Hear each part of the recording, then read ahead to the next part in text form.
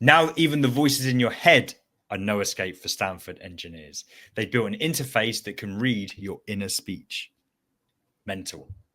So they've created a module. It is an implant. It works by capturing neural signals from the motor cortex and interpreting both attempted and imagined speech using AI. You know, I said about the wristband. Yes. It kind of can be slightly ahead because you give those subtle clues before you do something in your muscle. It's the same thing in your motor cortex. So you can basically just think and it will read what you're saying. Oh, and by the way, this is great for people with motor neuron deficiencies and things like that, people who can't speak and whatever. So it's a speech to text thing, speech to text thing. So you can just display some, messages and stuff like that. So it doesn't just listen to your thoughts all the time. It listens for a mind password. So something like chitty chitty bang bang, if you think the word chitty chitty bang bang, that's when the device activates and that's when you'll start to get the thing. So it's pretty cool. I think I saw some stats somewhere. 70% of people or something like this found, like, it's not great for everyone.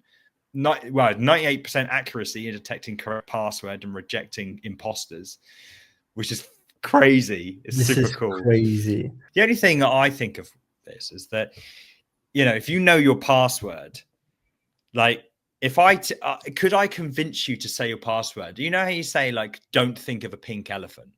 And then it just forces you to think of a pink elephant. Like, what if can I hijack this by like telling you not to think of your password? Like, whatever your password is, just don't think about it. And then it unlocks it. Then I've unlocked all your thoughts. Exactly. Well, fun. So password is a funny example because I don't know my master password. It's muscle memory. I can think about it, but it's rather hard. It's much easier for me just to get on my keyboard and just use my so my fingers know my password better than my brain. Yeah. Kind of. It feels that way. So this device, it sounds creepy, and the examples that you said are like insane. Like thinking about something will reveal it to the third party trying to read it, and it's kind of like a nightmare, but at the same time it's super advanced. Of course, it's going to help so many people, and in good cases, I'm optimistic in general. Hey, we can do telepathy. It's called telepathy, right? We'll be able to just but it will be awkward. We'll be just looking at each other and just nodding and just the future. Finally, I don't have to move my mouth to talk or to say something. I can just look at you and be like, because effectively, if you've got something reading your thoughts to know what to type, you've got to send that through to a display, an interface or something. All you really need to do is intercept that with a Bluetooth, send that over to another Bluetooth, and I suppose you need a way to actually inject it into someone's brain. Yeah, right? So it's the read and write, and this is the same thing with Neuralink, the one from Elon Musk. With Neuralink, you can do read and write. Because yes, that's how they do it. Oh my God, I didn't know that. Yeah, so the writing is when you see, like, you can install cameras for people who are blind, and they can receive. So it's not just reading what the brain thinks. The brain can be a receiver, and it's the same with. They actually have humans. They tested it on humans that can type on their phone, on their just their iPhone, the regular iPhone, with Neuralink faster than any human can do with finger. Yeah, because I think quicker than I can speak, and I stumble over my words quite often. Same. So it's like, it's crazy. Surely MVP would be just a little Bluetooth thing in your ear that it's text to speech. So I think, and it just projects it into your kind of thing. Why do we need it to inject? I mean, by the way, this will solve the learning problem. If I can just like inject a friggin' how to fly a plane to my head, I would absolutely 100% Well, we're do. talking about what's it called? Neo downloading how to Yeah, exactly do right. certain things in. If you can write, if your brain becomes an ingest mechanism, then Well, that's the thing. Can it hold the information after receiving it? Because when I said well, writing, it's not permanently writing it. It's the neurons in your brain capturing whatever that is transmitted to them, reading it, but it's not, internalizing it, for lack of better words. So I don't know how yeah. that will work. And a big part of learning is literally you doing it, and the process of learning is how it remains. So it will be interesting when they figure it out, like how many people actually remember it. It could be dead in the water because the very act of learning cannot be simulated. It can't be bypassed. It needs to be ingested in multiple different mediums and stuff like that. But it goes down to what I was saying about that video last week. We just don't know the societal impact of some of this stuff until it's really embedded itself, and it will manifest itself in weird and wonderful ways. It's crazy. Do you have like visual thinking? Can you imagine something in your head in 3D, render it? Yeah, me too. Sure. Like when I talk to like our 3D guy on our team, like when he says something, I'm like, oh yeah, I love this. I'm rendering this real time in my head. And now imagine being able to communicate this with somebody. People can't do that at all. Many people can't do this. Imagine stuff. I wonder if it's not a disability, but you know what I mean? I wonder if that's actually, I don't know how widespread is that inability to recognize whether it's a normal thing to imagine things, but crazy, wild.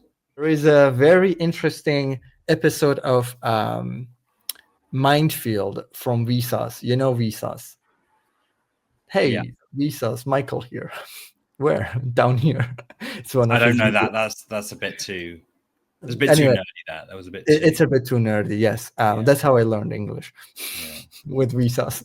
So there's an episode of Mindfield where he has one of these like receptors basically reading his brain, and he has like two buttons or like one button to push, and he has to push the button before it becomes red. So the button is green, and if he pushes it while it's green, he wins. That's okay.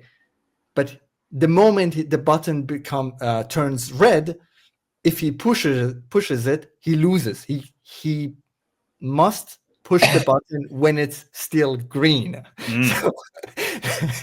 So when does the button go red? The button goes red when he thinks about pushing it.